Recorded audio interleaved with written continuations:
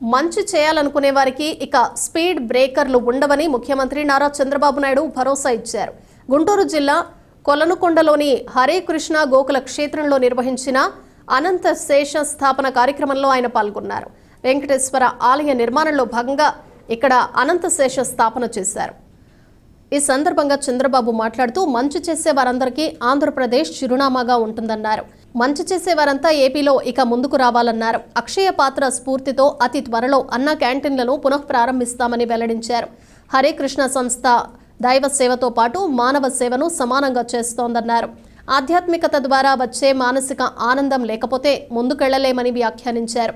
దైవత్వాన్ని అందరిలో పెంపొందించేలా అక్షయ పాత్ర అంతర్జాతీయ అధ్యక్షుడు మధు పండిత్ కృషి చేస్తున్నారన్నారు. 50 మంది ఐఐటి పట్టభద్రులు సేవా కార్యక్రమంలో పాల్గొనడం అభినందనీయమన్నారు. ఆధునిక సాంకేతికతను అందిపుచ్చుకుంటూనే ఆధ్యాత్మిక సేవలను కొనసాగించాలని పిలుపునిచ్చారు. వెంకటేశ్వర స్వామి దయతోనే బాంబు పెళ్లోళ్ల నుంచి బయటపడ్డానని, ప్రపంచానికి సేవలందించే అవకాశం కోసమే తనకు తిరిగి ప్రాణభిక్ష పెట్టారని అన్నారు. పేదరికం లేని సమాజ నిర్మాణమే అందరి నినాదం కావాలన్నారు. అక్షయ పాత్ర ద్వారా ప్రతిరోజు 22 లక్షల మందికి భోజనం పెడుతున్నారు. అన్న క్యాంటీన్లను చిన్న ఫిర్యాదు లేకుండా అక్షయ పాత్ర నిర్వహించిందని చంద్రబాబు తెలిపారు. ఏపీలో కూటమి ప్రభుత్వం ఏర్పడ్డాక భూముల ధరలు పెరిగాయని తెలిపారు. ఈ వ్యవస్థ చూస్తే హరే కృష్ణ గోకుల క్షేత్ర 150 కోట్ల రూపాయలకు ప్రాజెక్ట్ ఇది ఈరోజు ప్రారంభించారు. మీరు ఇప్పటికే కాంట్రిబ్యూట్ చేశారు.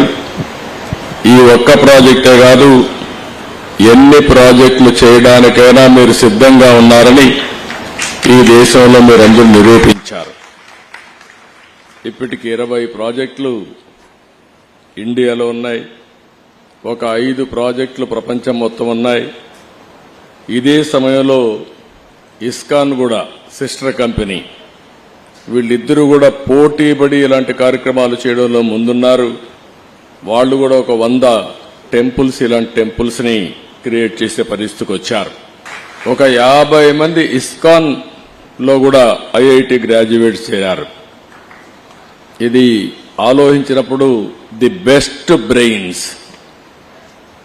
ఒక నమ్మిన సిద్ధాంతం కోసం, ఈ దేశం యొక్క సంస్కృతి సాంప్రదాయాల్ని కాపాడడం కోసం జీవితాన్ని త్యాగాలు చేశారు. అలాంటి వారిని మరొక్కసారి మనస్ఫూర్తిగా అభినందించడం మనందరి బాధ్యత. నేను ఎప్పుడు వెంకటేశ్వర స్వామి మా ఇంటి కులదైవం. మా ఇంట్లో నుంచి నేరుగా చూస్తే మంగాపురం సైడు గోపురం, అక్కడంతా కూడా 3 నామాలు కనబడుస్తూనే ఉంటాయి. ఇంట్లో నుంచి పైన ఎక్కి చూస్తే తిరుమలలో ఉండే 3 నామాలు ఇంటి దగ్గర నుంచి చూసే అవకాశం వస్తుంది. నేను నమ్మిన దేవుడు, నమ్ముతున్న దేవుడు, నేను ప్రార్థించే దేవుడు వెంకటేశ్వర స్వామి అని చెప్పి కూడా నేను మీకు తెలియజేస్తున్నా.